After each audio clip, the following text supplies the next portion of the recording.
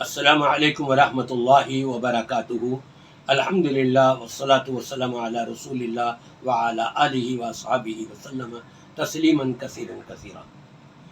سامعین کرام، ذی الحجہ کا چاند چڑھتا ہے۔ رب تبارک و تعالی نے اس وقت سے لے کر اور 10 ذی الحجہ کی شام تک 10 راتوں کی قسم کھا لی۔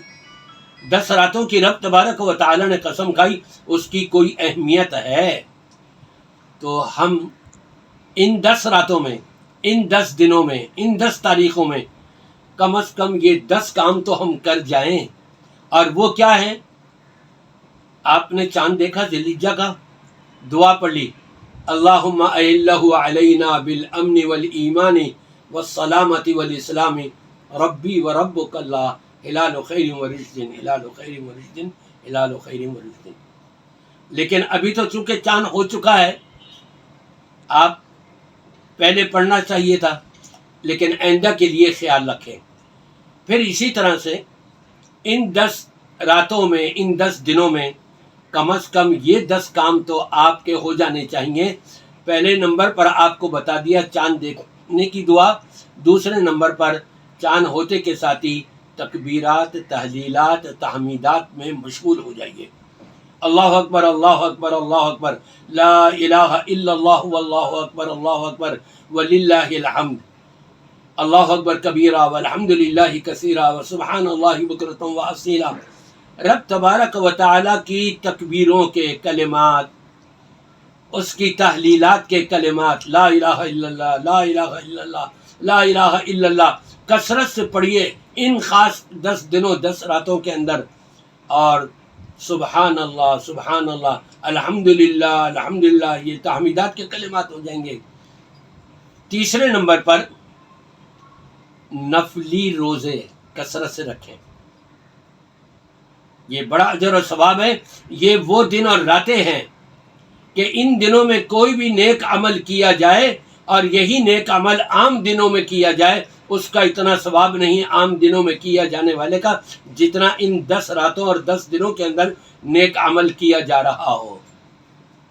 چوتھے نمبر پر تمام اعمال صالحہ، جو بھی نیک اعمال ہیں اس میں کثرت کر لیجیے۔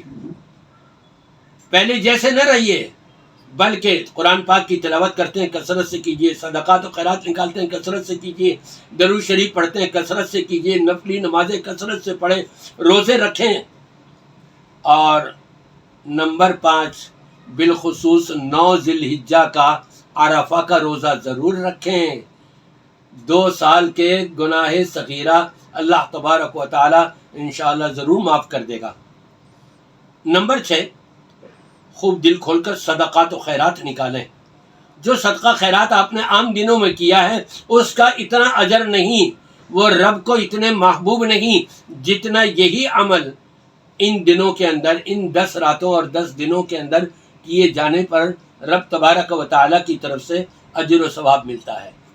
اور 10 ذی الحجہ ہو جائے تو آپ نہا دھو کر، غسل کر کے، خوشبو لگا کے، تیل لگا کے، صاف ستھرے کپڑے پہن کر کے پہلے سے عیدگاہ میں جائیں اور تکبیر بآواز بلند رکھیں۔ آپ جس راستے سے جا رہے ہیں جب واپس آئیں راستہ بدل لیں۔ یہ بھی نبی کریم صلی اللہ علیہ وسلم کا طریقہ کار تھا، سنت تھی کہ ادھر بھی مغفرتیں، رحمتیں نصیب، اور اس راستے والے پہ ملنے والی بھی رحمتیں وغیرہ سب نصیب ہوں گی۔ اور پھر ایک کام یہ کہ 10 ذی الحجہ کو جب آپ نے نماز عید ادا کر لی تو اب آپ قربانی کیجئے۔ اگر استطاعت ہے تو لازمی کیجئے، استطاعت نہیں ہے اللہ سے دعا کریں، نیت رکھیں کہ میرے پاس جیسی استطاعت ہو جائے گی میں ان دنوں میں انشاءاللہ قربانی کر لوں گا۔ نیت کے مطابق بھی اللہ تبارک و تعالی ثواب دیتا ہے۔ اور پھر اسی طرح سے خدمت خلق کیجیے، آپ زیادہ سے زیادہ جتنا ہو سکے۔ اور ایک اور کام، صلہ رحمی، اگر کسی سے قطع تعلقی ہے، کلام سلام بند ہے، وہ قطع تعلقی ختم کر دیں، ورنہ کوئی عمل اللہ کی بارگاہ میں قبول نہیں ہوگا۔ جب ان دنوں میں آپ یہ قطع رحمی ختم کریں گے، رب کو بہت ہی محبوب عمل ہوگا آپ کا، اور اس پر بڑا اجر و ثواب ملے گا۔ تلاوت قرآن پاک کیجیے، یہ سارے کام جو آپ کو بتائے ہیں عشرہ ذی الحجہ کے اندر کم از کم یہ 10 11 کام تو کر جائیے اور اجر و ثواب سے مالا مال ہو جائیے۔